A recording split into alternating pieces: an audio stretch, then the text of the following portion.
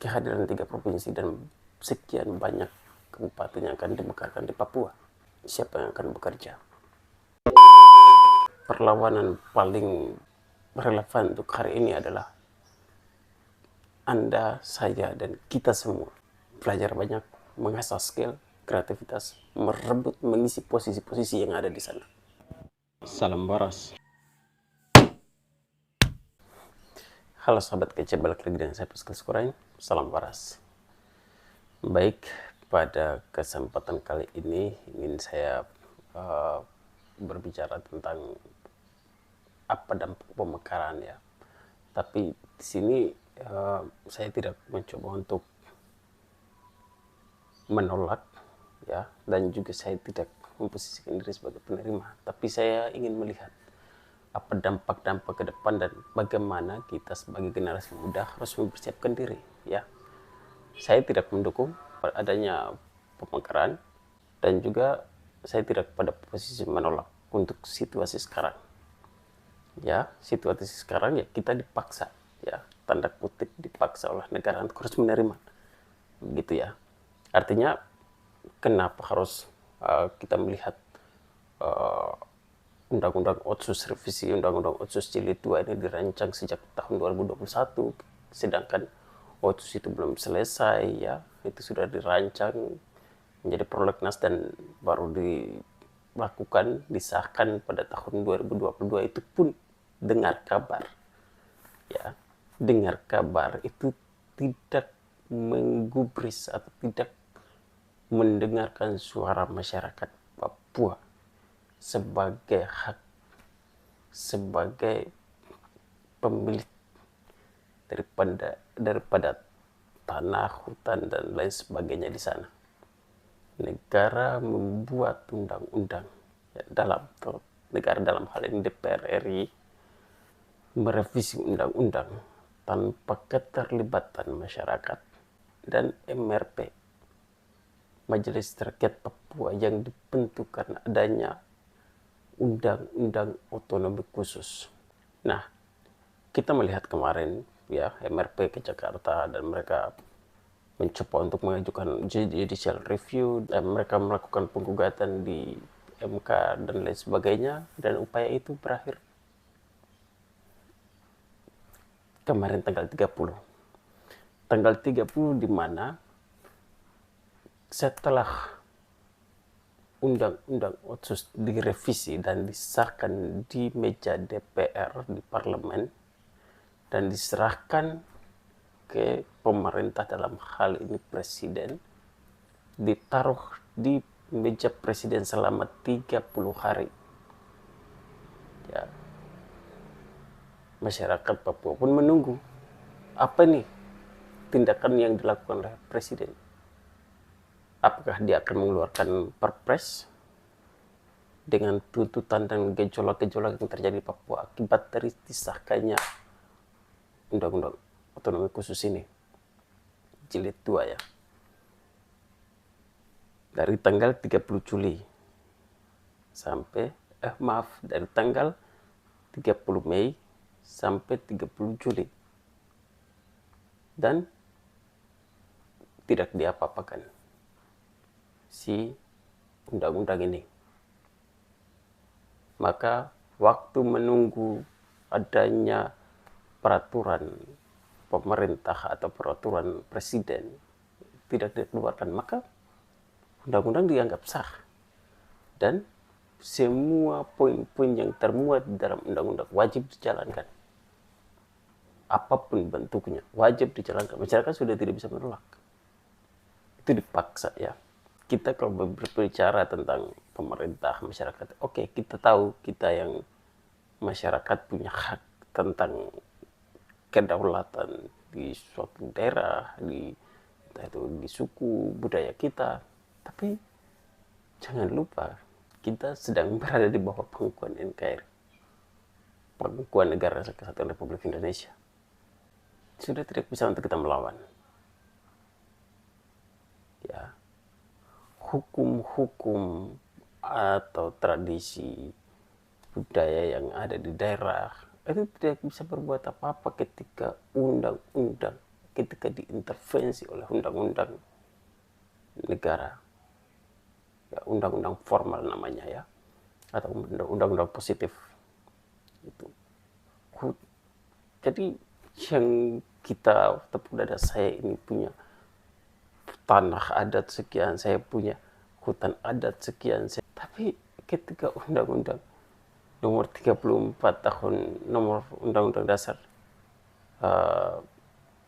tahun 1945 nomor 34 yang mengatakan bahwa hutan, air dan tanah dikuasai oleh negara sepenuhnya dan dilakukan untuk kepentingan masyarakat. Kira-kira bunyinya seperti itu ya. Kalau itu sudah turun, ya apa boleh buat? Kita bisa berbuat apa? Ketika kita mempertahankan itu, kita akan ditanya, you punya undang-undang mana? You punya dasar hukum apa? Landasan hukummu apa?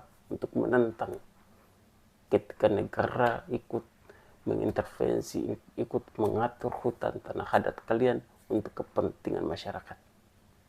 Kita tidak punya bukti yang kuat, kita tidak punya landasan hukum yang kuat. Sekarang ditambah lagi dengan munculnya sertifikat-sertifikat. Ini menjadi rawan bagi masyarakat adat untuk kehilangan tanah adatnya, kehilangan hutannya.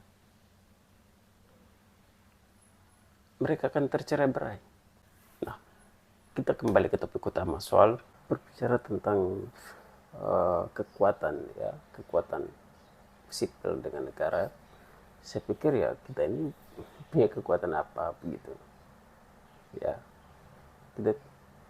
kita ya boleh dibilang untuk era sekarang ya, untuk fakta-fakta di lapangan kita melihat ya memang masyarakat ya hanya sebagai objek pembangunan ya, artinya semua ini kepentingan negara semua ya.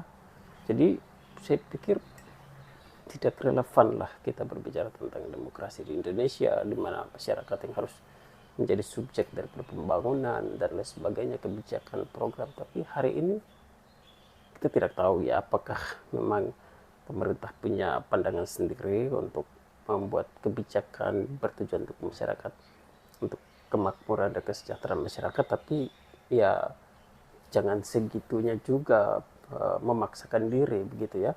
Artinya kebanyakan kita lihat ya, kebijakan program-program yang dilakukan itu hanya sepihak, itu hanya kepentingan besar saja ya. Mereka tidak melihat kepentingan kelompok masyarakat yang rentan ya.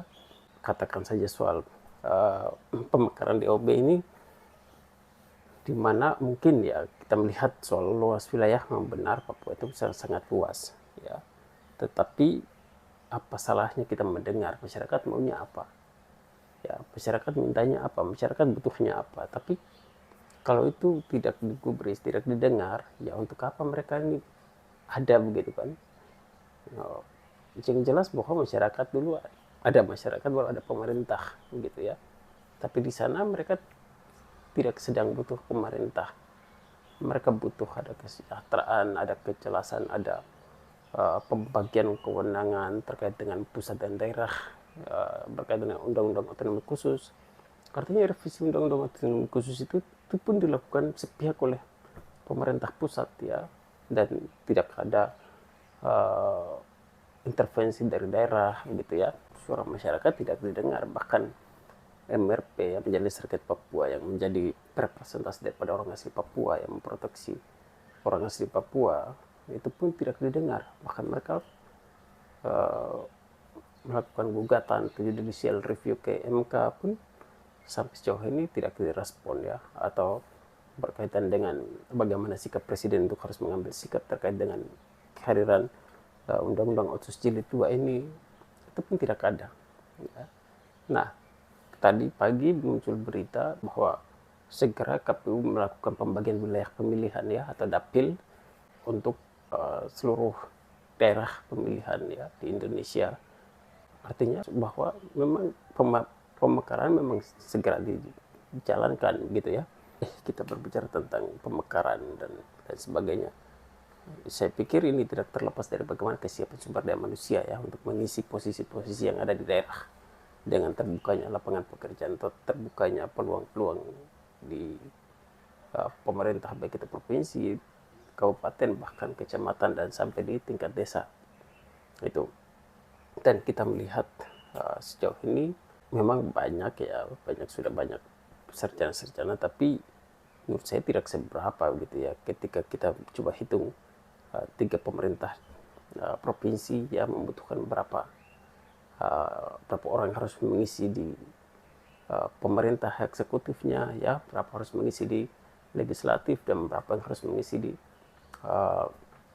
yudikatif, ya, dan turunannya sampai ke berapa dari kehadiran 3 DOB provinsi ini, otomatis pasti daerah bawahnya juga diperluas, ya, dimekarkan juga ke kabupaten-kabupaten. Ada beberapa kabupaten lagi yang harus dimekarkan, dan begitu terus sampai di tingkat bawah desa, kecamatan harus dimekarkan, kampung-kampung atau desa harus dimekarkan, dan ini gemuk, ya. Dan memang butuh tenaga kerja, ya, dalam hal ini PNS itu harus banyak untuk mengisi posisi-posisi ini, dan ya itu baru di pemerintah, ya, belum lagi di lembaga non pemerintah. Nah, seperti apa di dunia usaha, wira swasta, ya, perusahaan-perusahaan, NGO dan lain sebagainya, itu butuh orang banyak juga begitu, ya. Nah, pertanyaannya, siapa yang akan mengisi posisi-posisi ini?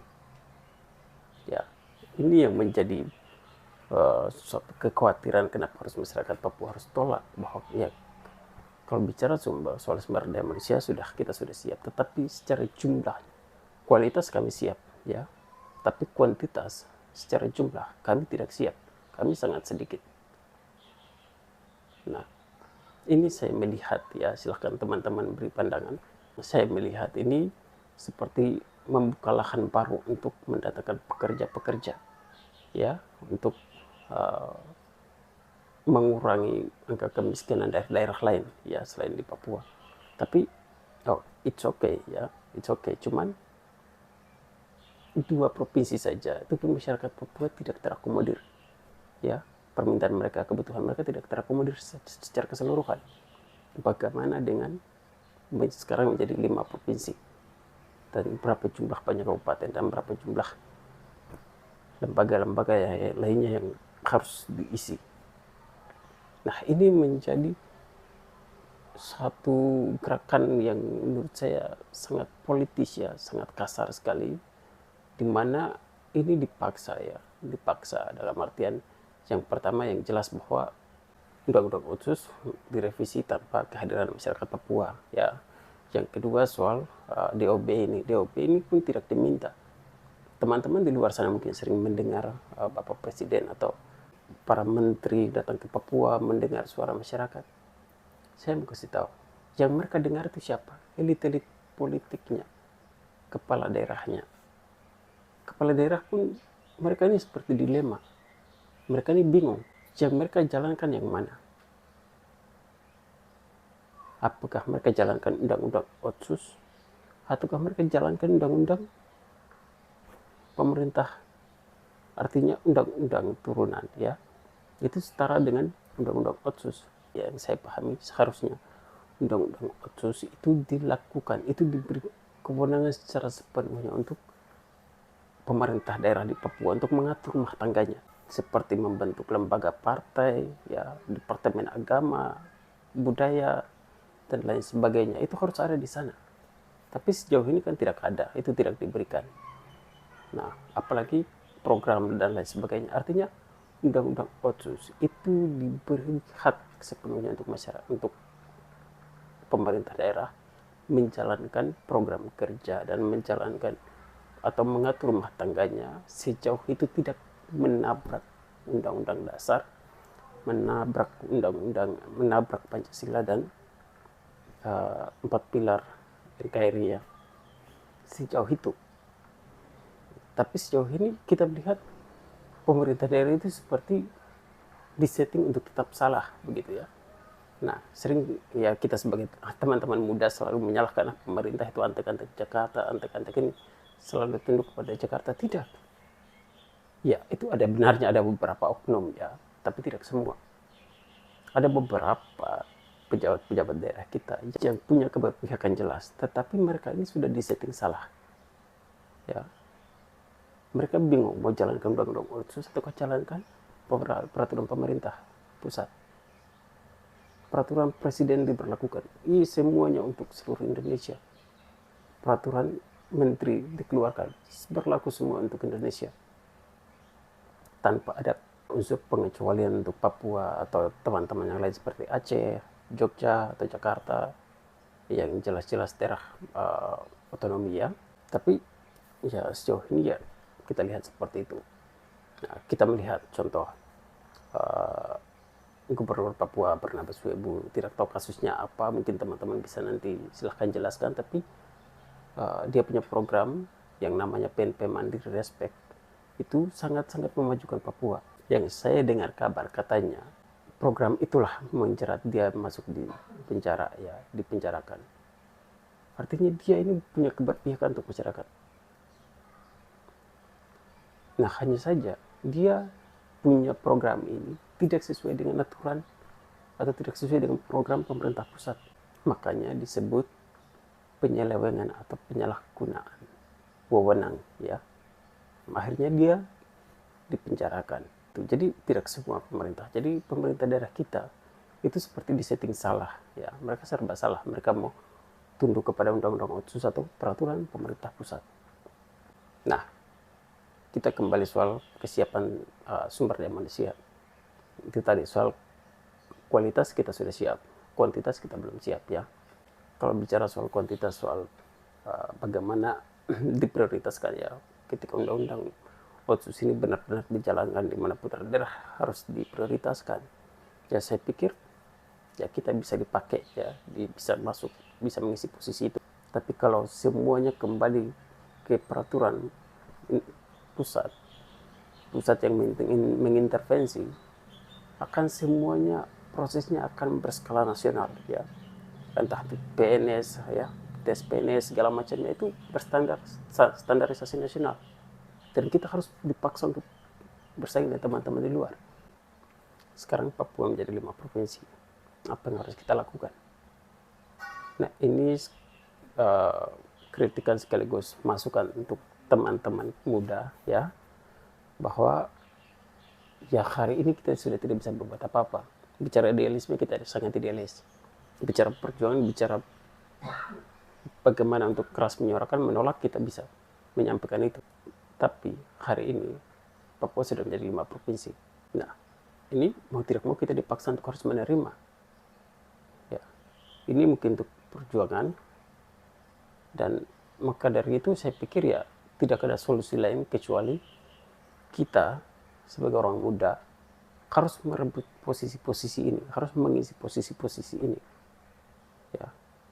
Tidak hanya di pemerintah, tidak hanya di legislatif, tidak hanya di yudikatif, tapi di dunia-dunia yang lain, jadi pengusaha, terjadi kontraktor di perusahaan, terjadi direksi apa segala macam. Posisi-posisi ini harus kita rebut. Saya pikir itu perjuangan sesungguhnya. Kalau kita mau menangkan, saya pikir ini posisi-posisi ini kita merebut. Itu hal kecil-kecil. Nah, sekarang mungkin pemerintah mungkin agak kelonggaran, tapi di perusahaan itu sangat-sangat ketat persaingannya. Apalagi dunia usaha. Nah, dunia usaha. Ini kan bicara soal dana otsus segala macam. Kita lihat selama ini perputaran dana otsus, ya kita bilang gagal, ya memang gagal, gitu ya. Artinya tidak sampai di masyarakat akar rumput, itu memang kita akui, ya. Artinya untuk menahan perputaran uang di sana di Papua, ya mesti harus kita semua harus menduduki sektor-sektor ekonomi, ya. Kita harus mengendalikan perputaran uang di sana.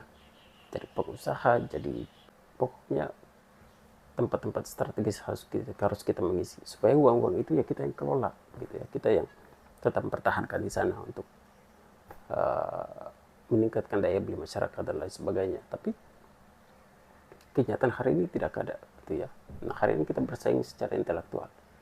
Bicara soal proteksi atau prioritas untuk putra daerah, saya pikir itu argumentasi yang sangat dini, ya. Saya pikir itu sangat disayangkan jika kita masih mempertahankan itu atau kita mengharapkan itu. Hari ini kita bersaing secara akal, ya, secara kualitas, begitu ya. Nah, sekarang dua hal yang Menurut saya sangat penting untuk harus dipersiapkan dan harus dikejar ya. Harus dikejar. Kenapa harus saya bilang kejar? Karena kita sangat ketinggalan jauh. Yang pertama, soal pendidikan. Kita bicara soal pendidikan. Pendidikan dalam artian bukan formal ya. Sangat luas maknanya. Nah, bicara soal gerakan, bicara soal minat baca, bicara soal minat diskusi, minat menulis. Kita hitung teman-teman Papua berapa sih? Jika kita bandingkan ya. Memang harus kita bandingkan. Karena apa? Sekarang kita bersaing dengan teman-teman di luar daerah. Artinya dengan pemekaran ini teman-teman akan datang ke sana dan kita akan berkompetisi dengan mereka. Begitu. Nah sekarang jika kita bandingkan dengan kualitas, ya, teman-teman di luar Papua itu mereka sejak kecil bahkan masih sebagai janin dalam usia-usia 7 bulan, 8 bulan mau dekat lahir. Itu orang tua mereka sudah sering membaca komik, baca dongeng untuk mereka sebelum tidur. Bahkan sampai mereka dilahirkan jadi bayi dan mereka terus dilakukan hal yang sama sampai mereka mulai mengenal baca tulis, mereka mulai melakukan hal itu sendiri. Jadi sebelum tidur mereka membaca, menulis. Artinya mereka sudah nyaman dengan buku, begitu ya. Mereka sudah terbiasa dengan hal itu. Otomatis bicara kualitas kita ketinggalan jauh. Kita harus akui itu, begitu ya. Makanya satu hal yang mau saya sampaikan untuk teman-teman kita semua. Saya ya secara pribadi pun, saya pun baru bisa nyaman untuk baca satu buku itu ketika saya kuliah. Ya, saya kuliah baru bisa nyaman untuk baca buku, ya tulis-tulis yang ya sedikit menulis, sedikit ikut-ikut teman-teman untuk berdiskusi lain sebagainya. Ya, kesadaran artinya saya sadar setelah saya kuliah. Dan saya mencoba untuk kejar mereka, saya bersaing dengan mereka. Saya pikir saya sudah ketinggalan jauh. Ya, dan saya pikir kita semua ya mengalami hal yang tidak terlalu jauh beda begitu ya. Nah, ini menjadi tantangan terberat untuk kita sebagai putra daerah di sana. Nah, itu yang pertama soal kualitas. Ya. Yang kedua soal skill. Kita harus jujur mengatakan bahwa kita ini dibanjakan ya. Yang pertama alam kita. Kita sejak kecil kita tidak pernah ikut peraskan otak untuk bagaimana mendatangkan uang untuk memenuhi kebutuhan rumah tangga. Tidak pernah. Kita harus akui itu. Ya. Sedangkan teman-teman di sana beda. Mereka dari kecil sudah harus ikut membantu orang tua berjualan, garap sawah dan lain sebagainya untuk memenuhi kebutuhan rumah tangga ya. Nah, artinya apa? Hal-hal ini, skill-skill ini kita belum dapatkan. Ya. Dan ketika kita berbicara soal persaingan di dunia usaha dan lain sebagainya, jelas kita kalah karena kita tidak dibiasakan sejak kecil. Ya, kita tidak punya pengetahuan itu, kita tidak punya pengalaman itu, kita tidak terbiasa dengan hal itu. Mereka datang ke sana dengan keberadaan kita yang seperti itu yang tadi ya, minim ilmu pengetahuan, minim skill, kita gampang untuk dikelola. Dengan berbagai cara mereka akan mengelola kita. Ya, walaupun kita tidak terima bahwa kita ini disebut sebagai barang ya, tapi ya, realitanya begitu. Kelola dalam banyak hal ya, baik itu dengan berbagai macam iming-iming ya, entah itu miras, entah itu perempuan ya, banyak hal. Jadi kita itu cenderung berpikirannya pendek. Teman-teman di sana enggak, berpikirannya jauh, luas. Ya. Jadi silahkan teman-teman mau marah saya, mau tidak terima, silahkan hak teman-teman. Tapi ini saya sampaikan apa adanya dari saya sendiri, bahwa ya kita sudah tidak bisa berbuat apa-apa lagi. Kehadiran 3 provinsi dan sekian banyak kabupaten yang akan dimekarkan di Papua. Siapa yang akan bekerja? Siapa yang akan mengisi posisi-posisi itu? Itu baru pemerintah, belum kesempatan kerja yang lain. Perusahaan-perusahaan. dunia usaha. Ya, terlalu banyak yang akan kita hadapi di sana. Kita mau melawan untuk terus demo-demo di jalan. Saya tidak akan diam. Saya juga orang lapangan. Ya, kita sering-sering melakukan aksi. Tapi hari ini sudah tidak relevan. Perlawanan paling relevan untuk hari ini adalah Anda, saya, dan kita semua belajar banyak, mengasah skill, kreativitas, merebut, mengisi posisi-posisi yang ada di sana. Itu pas pesan saya.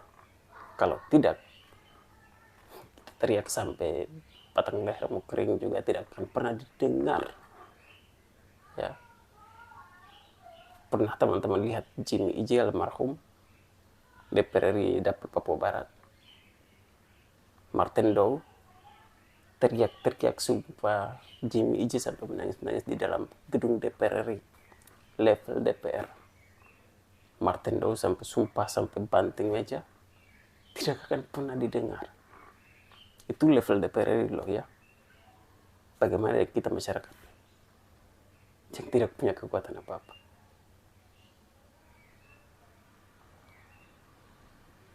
Seharusnya kita yang menjadi subjek daripada pemerintah. Karena ya bicara soal demokrasi ya tentu saja ada masyarakat, bro, ada pemerintah, ada ya masyarakat yang memerintah ya dalam kehidupan di demokrasi. Artinya kita yang menjadi tuan dan pemerintah dan pejabat-pejabat negara dan pejabat daerah itu adalah pelayan daripada masyarakat. Tapi hari ini sebaliknya, pelayan-pelayan kita ini bermental bos semua, bos.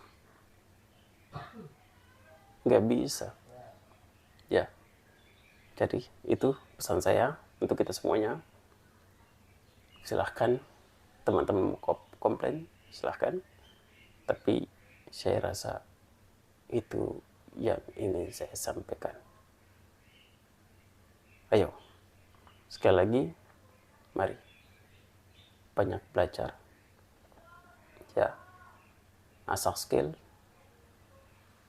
buka jaringan, bergaul dengan siapa saja, cari pengalaman.